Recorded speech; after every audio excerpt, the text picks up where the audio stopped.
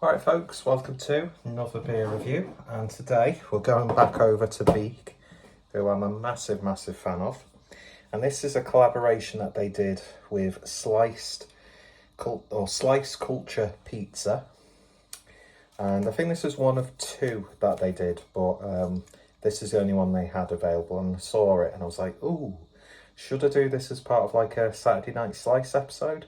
Potentially, but no, that didn't happen, and I feel like cracking open a beer because it's a glorious day and it's Derby Day today, so you know, having a couple of beers before the game, might have a couple during the game, probably turn the game off at half time because we'll end up getting battered, but you know, it is what it is.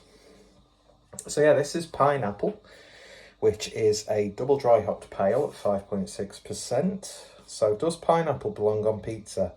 I personally think it doth not, but if you like pineapple on your pizza, don't let anyone tell you that it does not belong on a pizza. You tell us. This Idaho 7 Amarillo and Eldorado pale was brewed with our good mate Mike from Slice Culture and can be enjoyed on its own or blended in the same glass as one of our favourite IPA releases of the year, Pizza, which was the other one. It's naughty but oh so nice. Gives you the URL for Slice Culture. And I think Slice Culture is the like the pizza place that's within Track's tap room, which is, by the way, one of the best tap rooms in the UK, especially if you get a banging like selection where every beer available is just top drawer. So I do actually have pizza with me. Made pizza last night. I've become really a big fan of, you know, the pre-rolled pizza dough that doesn't taste anything like pizza dough, but it's just nice. And I made it with the intention of having a couple of slices in the evening, saving the rest to take to work for lunch. What I thought I'd taken to lunch with me was not the pizza. It was just a Tupperware container looking exactly the same, full of unseasoned, probably overdone oven-baked chicken. So, you know, I was very disappointed. So my lunch today has consisted of crisps, chocolate and sweets, which surprisingly is not a diet that I usually, even though you wouldn't think it, aside from the crisps, I'm a sucker for crisps. That's my sort of like go-to snack. But I digress. Yeah, so I was very disappointed, but then I thought, oh, I've got a pizza collaboration pale ale. I've got pizza in the fridge, which is, by the way, fantastic.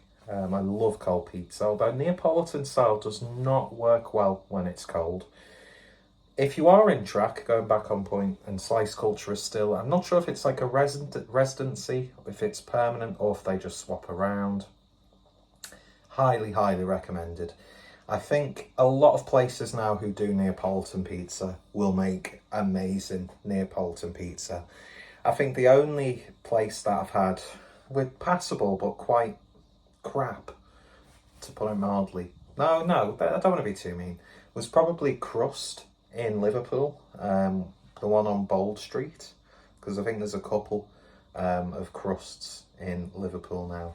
And that was really the only time I got disappointed with Neapolitan pizza. Anyway, let's just shut up. But the pizza from Slice Culture was chef's kiss. Anyway, let's get this beer opened and see what we get. Beak have become, you know, one of my favourite breweries,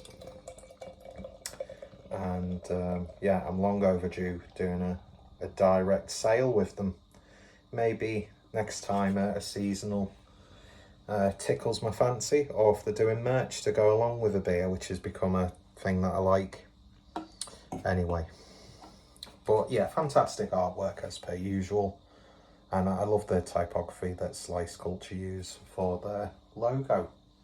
Anyway, let's see what we get.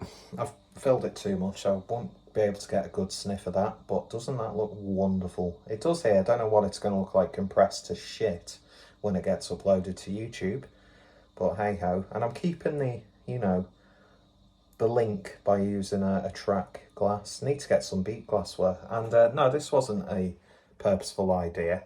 It was just basically because there was that glass freshly cleaned in the kitchen. So I thought, can't be bothered going all the way upstairs just to get a glass. I'm using the same glasses in rotation. So I'm getting glasses that are just getting dust. I've even like sold some on Vintage for like £2, where it's just not even worth listing it. But you know what? It is what it is. And I'll probably still buy branded glassware, but more like stemmed glassware, because that's what I'm really, really into. Or tubo glasses. I do like a good tubo glass. Black Lodge. Anyway, let's see what we get with this on the nose. It's quite a light aroma. Obviously, I can't get my nose in and give it a swirl to disperse the aroma. But yeah, it's got that slight tropical aroma to it. Yeah, you are getting a little bit of pineapple, although not as sweet and intense as some pineapple aromas come from the IPAs and pales. A little bit of melon, maybe honeydew, I don't know. Don't really know my melons, aside from watermelon, because that's very distinct. But yeah, it's soft, sweet. There's maybe a like subtle hint of peach or apricot in there. A little bit of citrusy notes coming through, but again, very, very subtle. Overall, it's a very subtle smelling beer, but what aromas are in there are really quite nice and inviting. Anyway, let's see what we get. And I'm actually gutted now I wasn't able to find a can of pizza, because I'd be really intrigued to blend it. Anyway, smells good, looks good. Let's give it a taste. Cheers.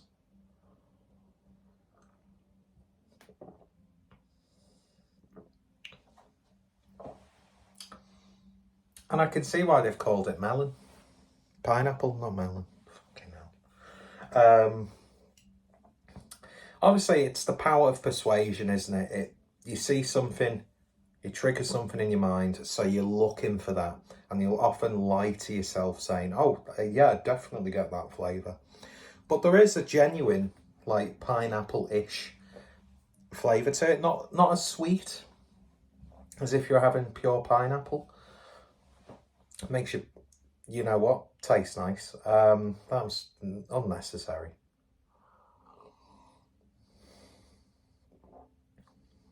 Not that I've had any excuse to stock up on pineapple in the last like 4 years.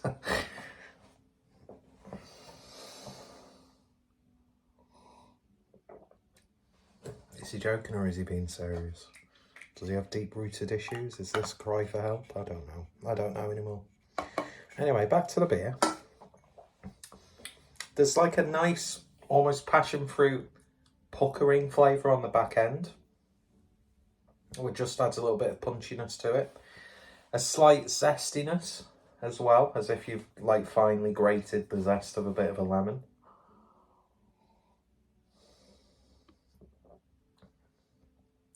I mean, it's not, you know, oh God. Okay, now. Knocked in something. Thankfully, I only spilled like a literal drop, so that's crisis averted. It's not reinventing the wheel. It's not setting the world alight.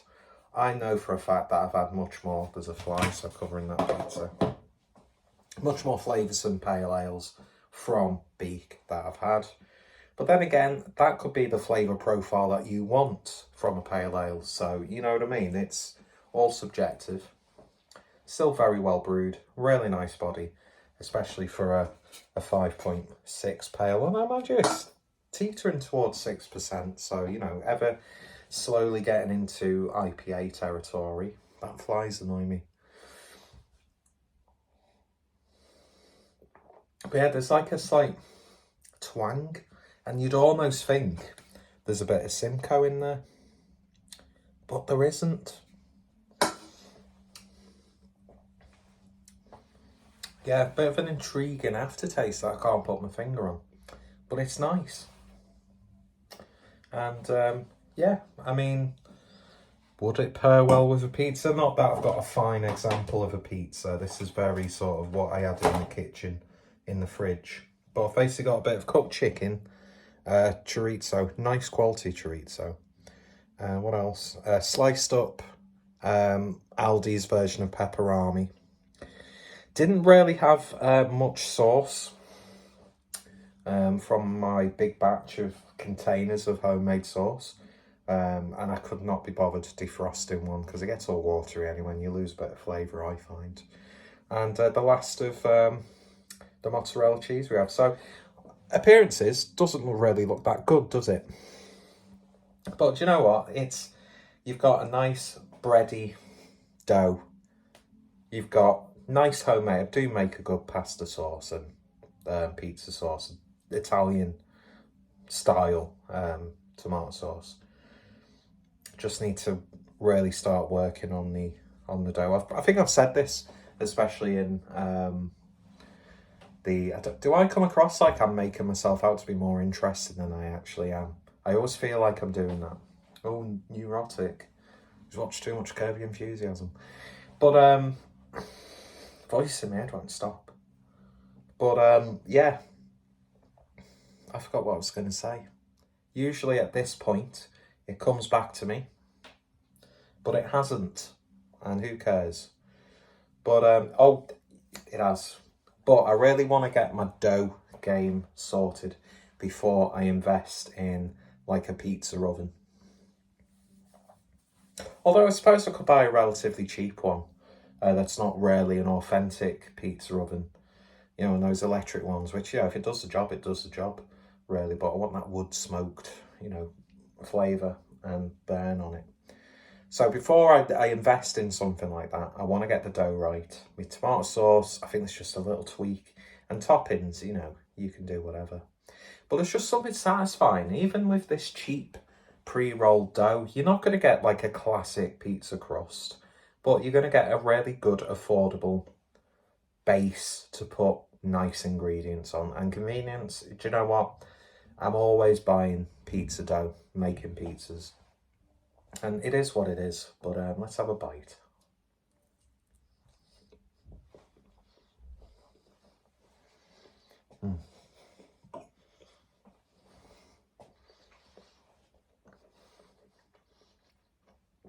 Kind of a Clueless Eats episode, but not really, not at all. Yeah. That's going to keep me satisfied for the next 5 minutes while I devour that. You know, are you thinking about this? There's gatekeeping about everything nowadays. And Joe, what works for you, what your preference is, what your budget is, you can make something nice. Whether you buy frozen pizzas, whether you order from a shitty takeaway, there's like, you know, that's its own like taste, isn't it? And sometimes you just want that. Or if you've got a nice wood-fired, wood oven pizzeria near you, or a food van or whatever, I think pizza's just, I don't know, I don't understand these people who like, but again, it's all to taste, so completely disregard that, but I don't understand people who don't like pizza. There's really nothing to dislike about pizza for me.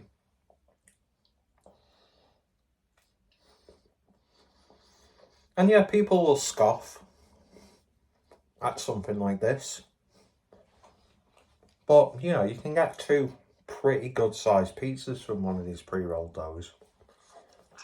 Just don't waste your money on the Pizza Express stuff.